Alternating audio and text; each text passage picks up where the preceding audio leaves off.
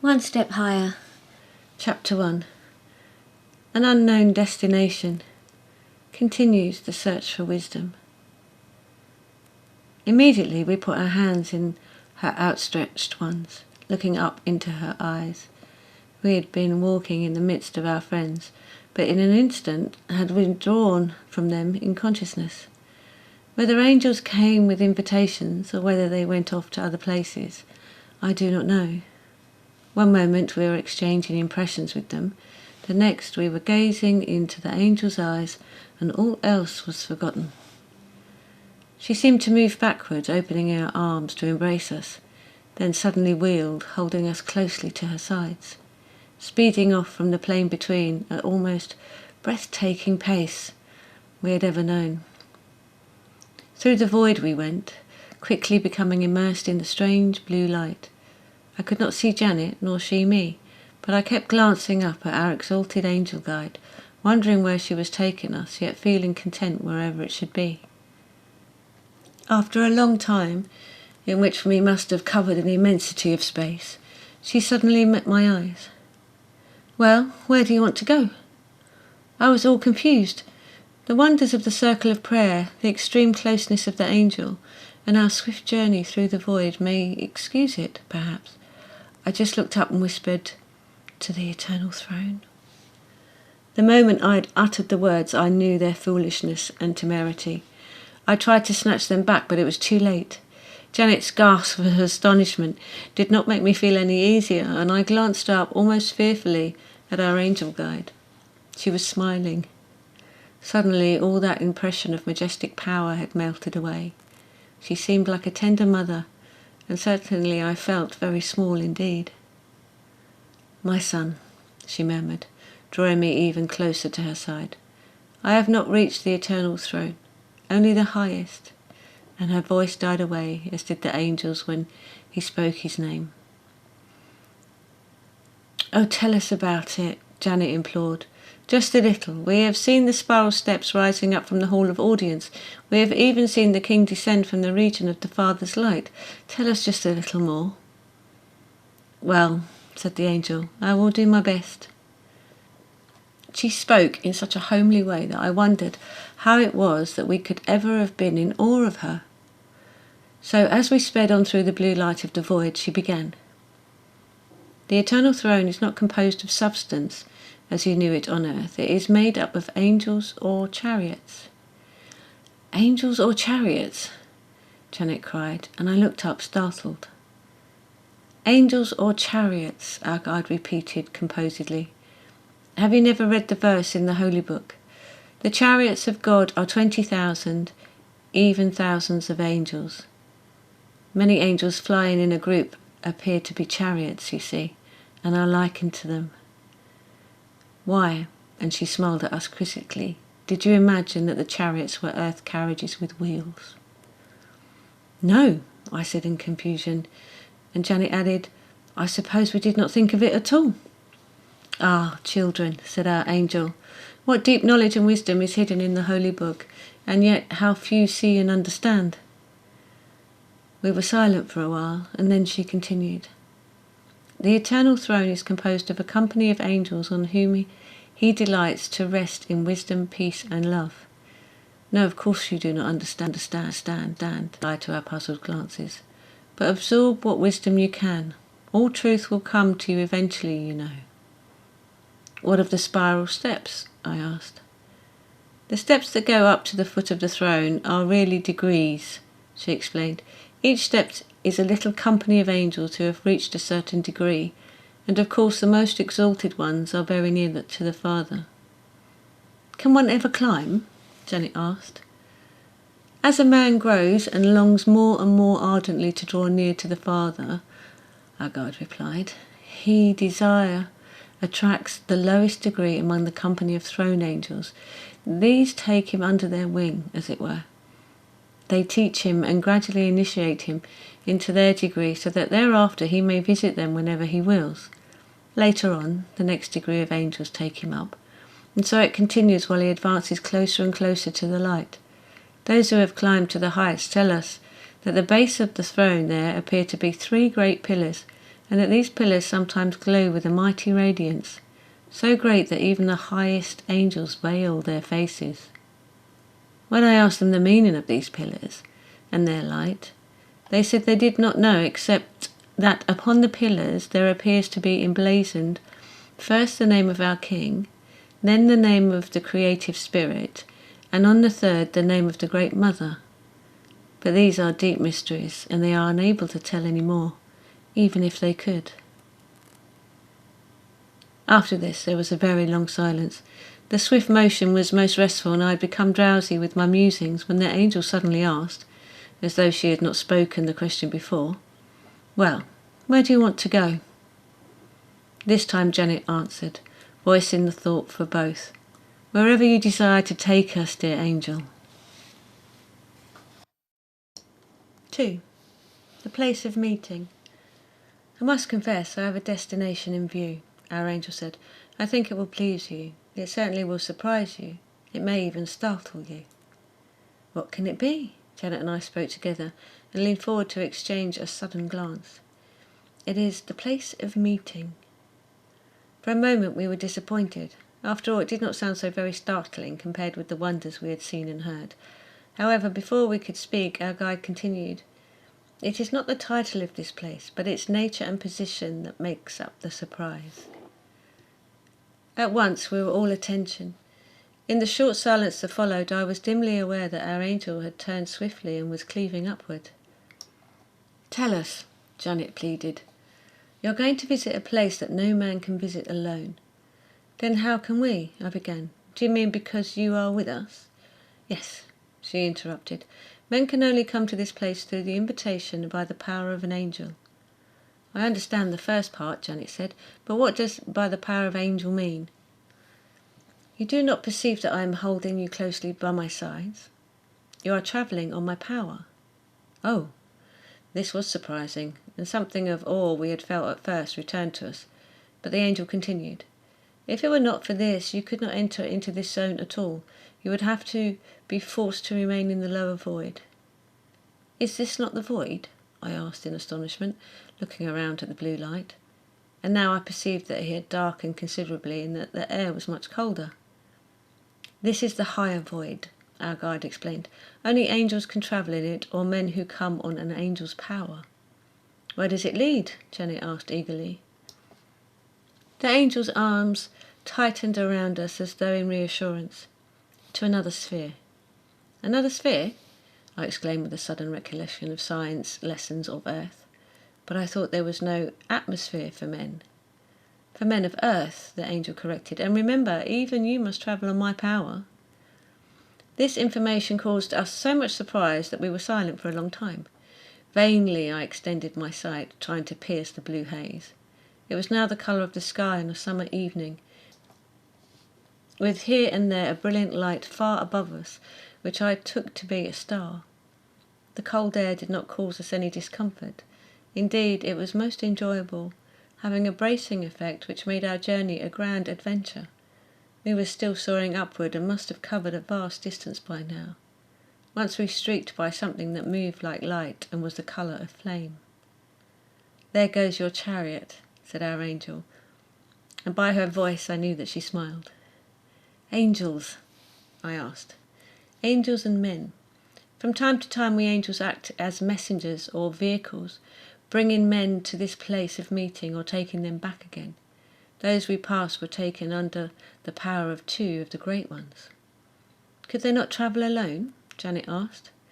"No, for they are men, however exalted." "Why do men come to this place?" "They come for 2 purposes. I speak of the great ones. To have communion with the angels, and to receive some of their lesser brethren."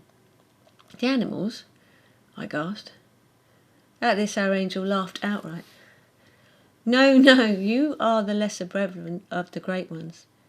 You are almost as low in the scale of development compared to their height as the animals are compared to your height." "Well," said Janet, "what a stupendous thought." This occupied us for a very long time.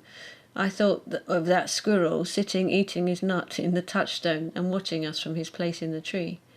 How little and backward, how uncomprehending he seemed, yet how dear. What did he know of the meaning of the Father's love, of truth and justice, of all the wisdom of the angels that they had imparted to us? He had looked and listened in the presence of the wisdom, yet what did he know of it? Could it be that the great ones saw us like that? That they poured out their wisdom before us, and we could not even recognize it? At this point the angel answered my thoughts. It is, even so, like this. Even on earth the deepest wisdom is poured out before the eyes of men. They look about them, they look up and down, and they say, "Where is the truth? How can we know unless wisdom is given to us?" Yet it is there. How can we fail to see? I demanded. It seems incredible. The snail crawling up the roadside, does it know of the sun and the moon and the stars? Our angel queried. The fly crawling up the hillside, does it know of the beauty of the distant mountains? Yet they have eyes, and they see these things are open to them. At last we are beginning to see. No wonder the great ones call us their lesser brethren, I commented. 3. Light. For some time, as we had been speaking, a luminous shining had appeared in the far distance. As I had watched it, it had grown steadily, and Janet, suddenly catching sight of it, cried, "Is that the place of meeting?" "Yes," said our guide, "and now before we arrive I must veil your eyes, for you could not bear to see so great a light." "But we will not be able to see anything," Janet protested.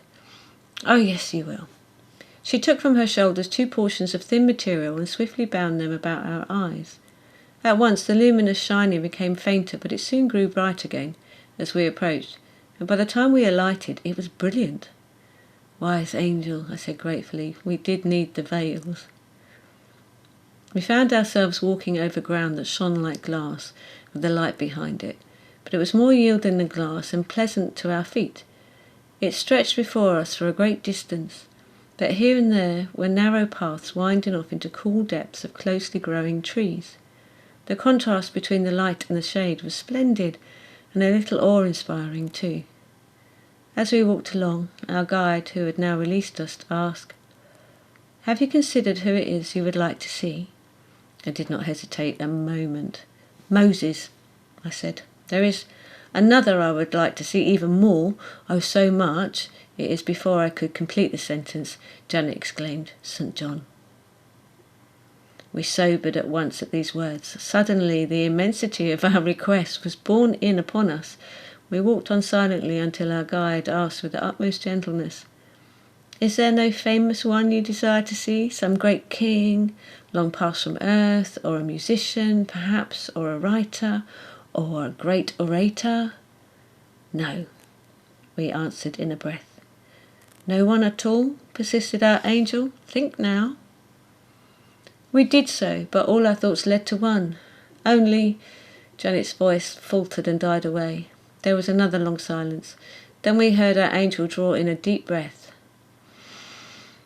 "Children," she said gently, "do you not realize that such a being would be invisible to your eyes? You are such very little ones."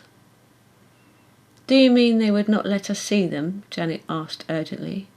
"Oh no," exclaimed the angel, "not that.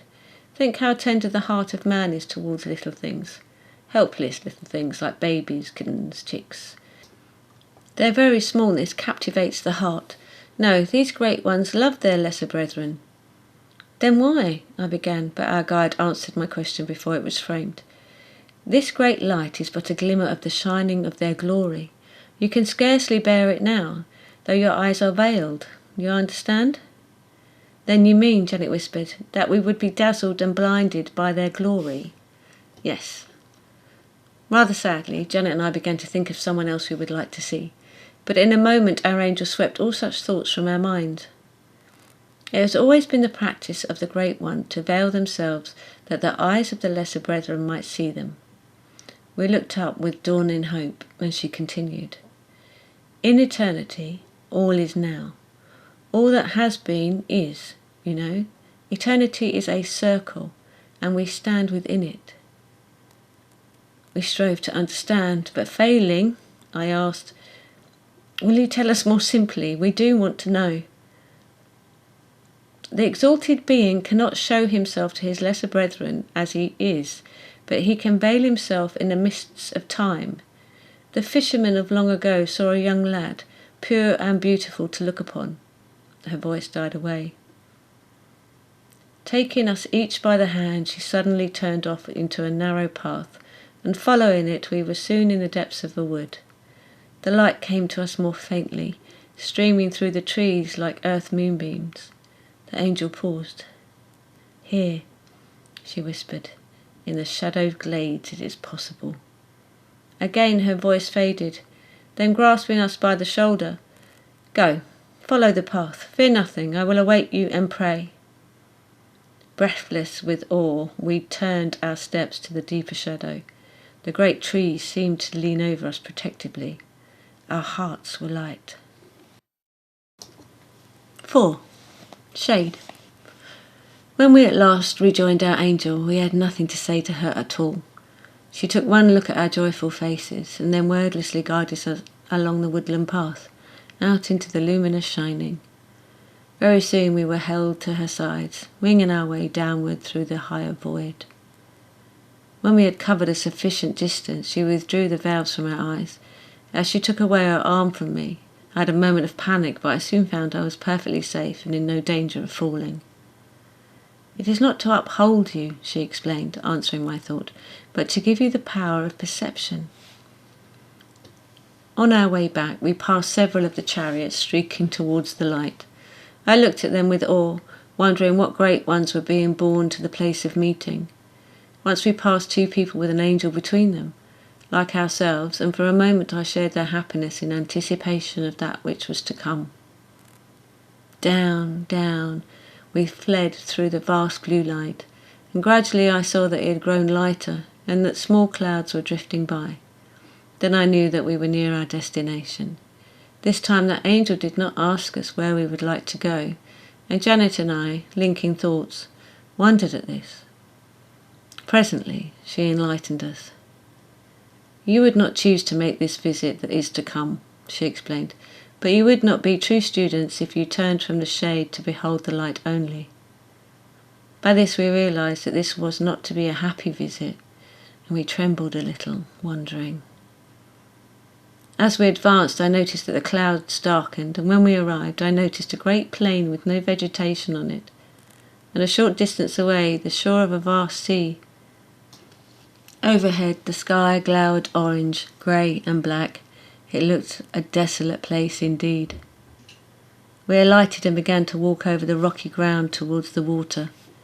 In the distance I saw other forms moving. Their heads drooped, and they stumbled along to the water's edge, then suddenly disappeared. We trembled more and more. Could it be? Even in my thoughts I could form no words, neither could Janet. She threw me a darkly questioning glance and grasped my hand. I was glad for the comfort of it as we silently walked on. At last we stood on the shore, and looking down I was horrified to see forms moving about beneath the water. It was no joyful adventure. That was obvious at a glance. Extending my sight, I saw the sorrowful faces of the people. So great was the gloom that it seemed to rise up and hover over the water in the form of a dark cloud. Yet this cloud appeared to have a murmur in it, as of words. Unconsciously I began to receive them into my mind. "O Lord, rebuke me not in thine anger, neither chasten me in thy hot displeasure. Have mercy upon me, O Lord, for I am weak. O Lord, heal me, for my bones are vexed." "That is part of a psalm," Janet whispered wonderingly. "Yes," said our guide. "The concentrated thoughts of men and angels who are congregated together resolves itself into the words of the sacred books. It is ever so." As we stood silently, a figure came stumbling to the shore beside us, casting frightened glances around. He did not seem able to see us, for Janet and I, obeying a sudden impulse, had moved towards him, holding out our hands with smiles of pity. He just looked beyond us, and before we could reach him, plunged headlong into the water with a despairing cry. "Oh, why was that?" Janet whispered as we crept to the angel's side. "It is because their minds can see only the shadows. The light of loving kindness is not visible to them. But why? I demanded, appalled at this dread prospect. It is not because there is no light, said our angel gently. It is because their minds are concentrated on darkness and evil. This veils their eyes so they cannot even see the angels. Why do they go into that dreadful water? Janet asked wistfully. Could they not be taken to a happy place? Child, our angel smiled tenderly upon her, all have to pass over this shore. It is the sea between death on earth and life beyond. All? We both echoed, and I added, I remember nothing of this. Of course not. How could you? The King of Love carries over his own. They see only his light and have no knowledge of the shadow. Then these poor souls not his own? We were looking up hungrily into our angel's face. He has not repudiated them. They have repudiated him. We were silent for a while, and then Janet cried, Oh, how well I understand now the words of that psalm. Yea, though I walk through the valley of the shadow of death, I will fear no evil, for thou art with me, thy rod and thy staff, they comfort me. All becomes known in time, said our angel. The scripture unfold their secrets throughout eternity, even as in finite time. We thought we were soon to turn away, but our guide said, Now we will go down into the water. 5. The dark waters. At this we tried to draw back, but her hands were firm upon us. Inexorably she drew us down the steep bank, and I comforted myself with the thought that at least we would be true students. We soon reached the ocean bed and began to move among the people there. Some were walking about, others lying in the mud with the fast-closed eyes. Some of them were glancing about with a desperate air. Others appeared to be sunk in stony misery. This place, said our guide, is peopled by those who will not believe in life after death. All their lives they have held the belief that the earth life was all. Accordingly, they sought no reason for striving towards self-conquest, but loving their fellow men and seeking to soar up to their king. Now they think that this is part of dying, so they will either walk about or lie down and close their eyes in an effort to speed the process. Silently we passed on. No one noticed us. Now we came to a place where the darkness was greater still. Here people were continually plunging into the water from above, and then when they had reached the ocean bed, would look around in obvious alarm. These, said our angel, have been rebellious in life. At the last they wanted forgiveness, but they would not believe it possible. Now they hope to end life quickly, but this cannot be. Again we passed on. Our guide pointed out to us people who had done much evil in earth life, and at the last were overcome with remorse and fear. They expected a just punishment for their sins and tried to escape it beneath the dark waters. These roamed the ocean bed, snatching up seaweed and winding it around their necks in a most distracted manner. This great sea, said our guide, is called the Sea of Destruction, not because it could end their lives here, but because in this sea the desire to end life is destroyed. How is it destroyed? I asked. Then our guide placed her hands on our shoulders and hastened us through the waters towards a far shore. Here we saw the many angels were moving among the people, smiling and beckoning to them. Can the people see the angels? I asked in surprise. Yes, for these are beginning to think of a possibility of mercy. As soon as their thoughts lighten, so their eyes are partially unveiled. The angels do not speak to them, however, for their ears are still closed to the heavenly language, but they constantly send up their benediction ray. As we watched, one of the people began to look up hopefully, and then to move towards the shore.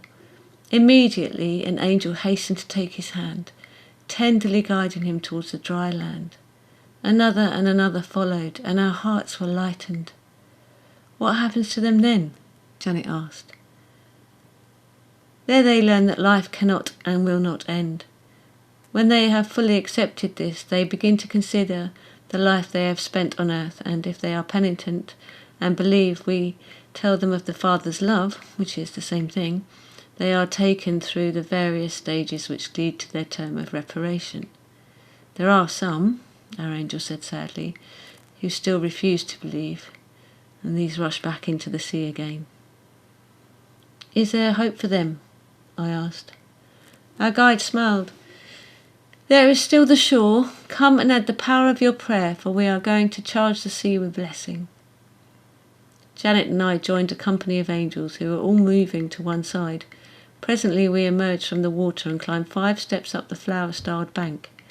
We were pleased to see that the light was brighter here, and the storm clouds were gone. We all stood together by the water's edge, thinking clearly of the Father's love, and then sending our love thought down to the ocean's bed. How long we stood thus, I do not know, but before we left we had the happiness of seeing many step up onto dry land and into the care of angels. 6. The wings of the morning. Think not so much of the shadow, said our angel as we wheeled our way rapidly above the rocky plain. Think of the light of love that sent these angels to labour among the souls of men. At this, all our sorrows melted away, for we were comforted. Whither shall I go from thy spirit? I quoted joyfully. Or whither shall I flee from thy presence? If I ascend up into heaven, thou art there. If I make my bed in hell, behold, thou art there. If I take the wings of the morning and dwell in the uttermost parts of the sea, even there shall thy hand lead me, and thy right hand shall hold me. Yes, let us take the wings of the morning, our angel suggested, smiling into our eyes. What a gladsome journey that was. After our shadowed experience, we went winging upwards with exultant hearts. Truly it seemed that we had been groping in the darkness of night, that now the dawn was come. The wings of the morning. Yes, that was what it was. The whole atmosphere lightened. The sun of the Father's love seemed to rise upon us as we sped on our way. This time the angel told us at once where we were to go. This is a great privilege, she explained, and one which is only possible through the courtesy of an angel. But after your sad ordeal, you are going to the house of conclave. Sounds interesting, I commented. They always do, added Janet. Why is it called a house and not a hall? A house has greater privacy. Those of the higher or inner knowledge always meet in houses. We will be able to learn anything of this inner knowledge? I asked. As much as you are able, promised our angel. Tell us about it, Janet begged. So, as we went on our way, the angel, who no longer held us to her sides, began to teach us. In this house angels meet, who frequently visit the earth to observe the progress of the people towards the goal of spiritual thought. This goal is set for them by the holy ones who are able to gauge their capabilities. Do they bring back reports? I asked. Not exactly. You remember the prayer screen in the circle of prayer? Yes, we said together, for that had interested us so much. There is a similar one in the House of Conclave, but it is used in a different way. One observe angel visits the earth to make these investigations, and the scene, with all its inner significance, appears on the observation screen. The angels in the House of Conclave watch the screen, gathering various aspects of the case. They then report to the holy ones what they have seen. What do you mean by inner significance? I asked. I mean that the thoughts and motives of the people are seen, said our guide, as well as their words and actions. Then the exact progress of each is revealed with his spiritual strength or weakness. All at the same time? Janet gasped. Yes, now you see why the observer angel does not go directly to earth. Instead, they send one angel and report each their own impression of the record on the screen.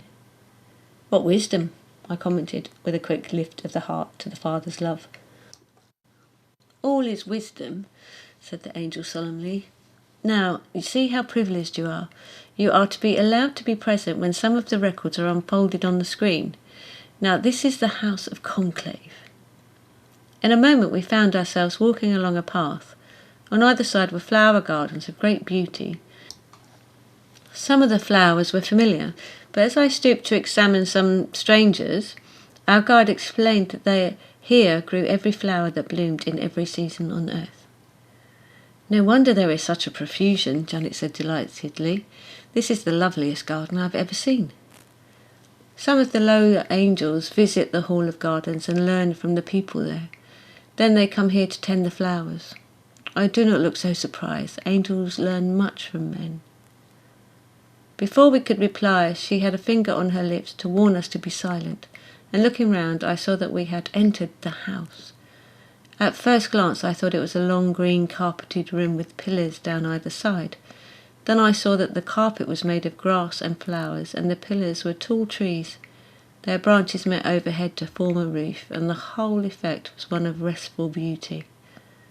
At the far end stood the White Tower, which I knew to be the observation screen, and before it sat a small company of angels wearing robes of a peculiar tint of blue. We quickly sat down behind them. One or two turned to smile at us as though they were accustomed to visits from men. Then attention was directed towards the screen. The first record began to unfold. 7. The observation screen. It was a strange experience. The scenes were the old familiar ones I remembered so well. Streets and houses, parks, hills, isolated moors and downland, thickly populated tenements, the interiors of great meeting places and churches. Yet what a difference! For now I saw not only what people did, but why they did these things. I saw the motives that were hidden from the eyes of men. Some of these motives were evil. I saw a man cultured, handsome and wealthy, popular with all his friends.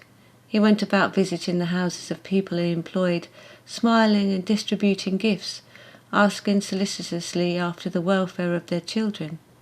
Yet this man had a great shadow following him wherever he went, and there was a lurid, flame-coloured mist close to his head, which only partially penetrated the shadow. This puzzled me very much until I saw the motive in his heart. I perceived that all his acts of kindness were intended to gain power for himself, that he wanted to gain ascendancy over these people and would then use this to exploit them, reducing their wages, increasing their hours of labour, counting upon his popularity to carry him through. Another man I saw was a worker. He went among his fellows in a great factory, telling them that he would watch their interests if they would allow him to lead them. This man also professed great love for his fellow men, but in reality he desired to gain power over the owner of the factory. He envied the other's wealth and thought he could claim some of it on the plea of his influence with the workers. This man was also followed by a shadow, and the light about his head was a murky green. During one of the pauses which followed the ending of each record, our guide explained that the light around the head of men is a replica of their hearts. If a man has evil in his heart, greed, envy, malice, cruelty, and the like, his head is surrounded by the colours of these vices. If he has a pure heart, his head is surrounded by glowing fires of great beauty. These evil people were most ugly to look upon, although many were outwardly most handsome, and I was glad when these faded from the observation screen and more records began. One of the scenes was of the interior of a small house where a mother lived with her 2 children. The house was scrupulously clean, the children healthy and well clothed, although it was obvious that the family were very poor. All could have been happy in this house had not the mother continually scolded the children. Her grating voice was constantly raised in rebuke, and her rough hands often swept out in a hearty blow. The children cringed from her, their hearts often clouded with fear. To my surprise, this woman had no dark shadow following her, although her light was by no means pure. I was still pondering on this when the scene changed to a bedroom where a lamp burned.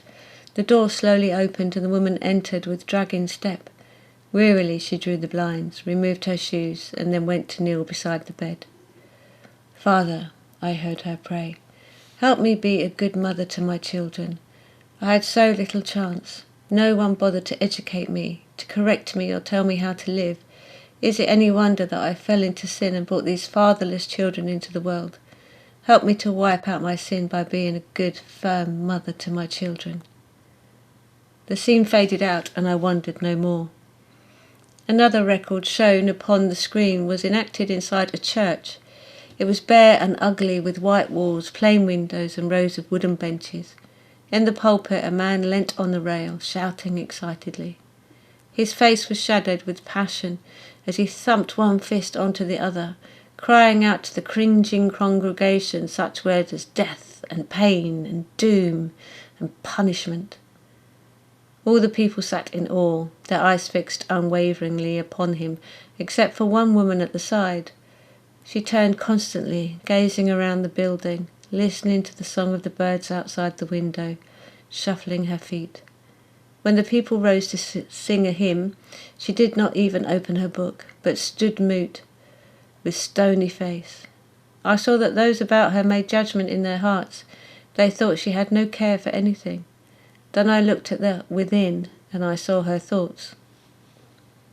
What an ugly place this is, yet I have known no other since childhood.